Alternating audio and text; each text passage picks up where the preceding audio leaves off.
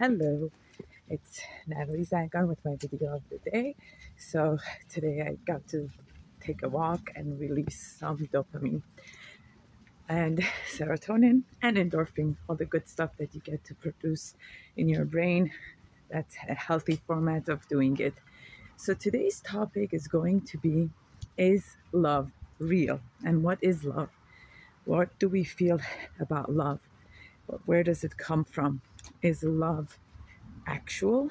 Is it an experience? Can you be malnourished from love? So, one of the things that's really fascinating is that many people have a myth of when they want to talk about love, they talk about a love between a mother and a child, a mother and a baby.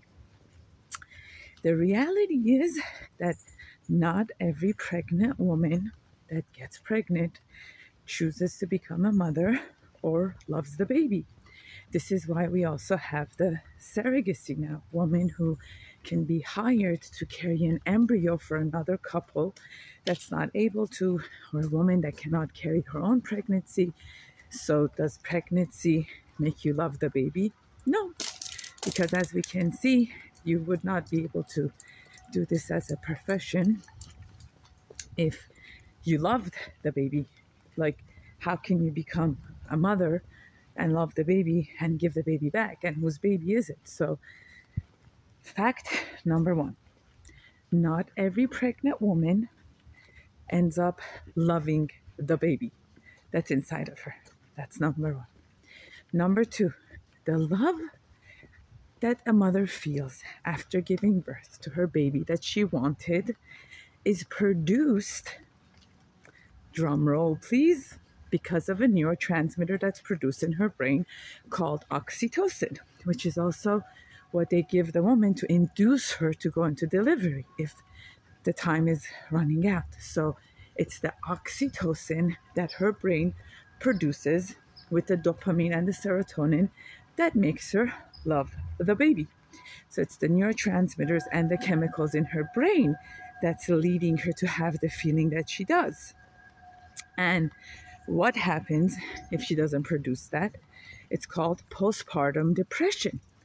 The woman's feelings goes down, and unfortunately, even sometimes she can get herself to get so disturbed by the screaming and the crying of the baby that she could kill the baby.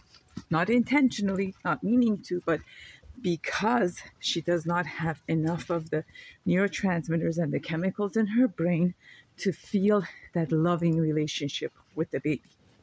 So, is love real, or what is love? Where is love coming from? And what happens if you were brought up in a malnourished love home? Like that there was malnourishment of love in your home. So then you're starving for love, or what you think love is. So as individuals, we always crave that sense of belonging, that we translated to being love. That sense of attachment, someone taking care of us, someone nourishing us, someone paying attention to us, being seen, being heard, being noticed, being acknowledged. And if you did not have that growing up during the primitive years of your life, which is infancy, till about a few years old are the most crucial, you go through life being malnourished of love. And the smallest things that represent that for you, you fall head over heels for them. So it's really a deep understanding that love is based more on a neurotransmitter in your brain. So whether your primary caregiver had enough of that to give you the loving environment and the setting that you needed to nourish yourself to be the best version of yourself, really impacts your attachment style, how you feel towards yourself, what confidence you have or you don't have.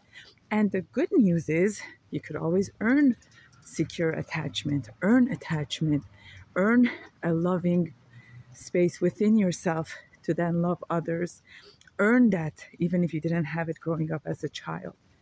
So basically, to end our session and our talk for today, love is a neurotransmitter in our brain. Love is a chemical that gets released in our brain. Love comes from the experiences we feel in our brain. And what we need to know is that if we were not brought up in a home where we got enough of it, then you go through life starving for it. So sometimes things that might not even be healthy to you may feel like that, but because you haven't had a healthy amount of it, you will go towards it, but doesn't necessarily mean it's good for you. So you got to make sure that you're in a good place, you're in a good situation before you call what you're in love, and make sure it's coming from a healthy place and not from a malnourished place. Because once you develop your healthy sense of self, that love that you thought was love is not going to work anymore. So the more you work on developing yourself and becoming the best version of yourself and creating a loving place within you is what makes all the difference.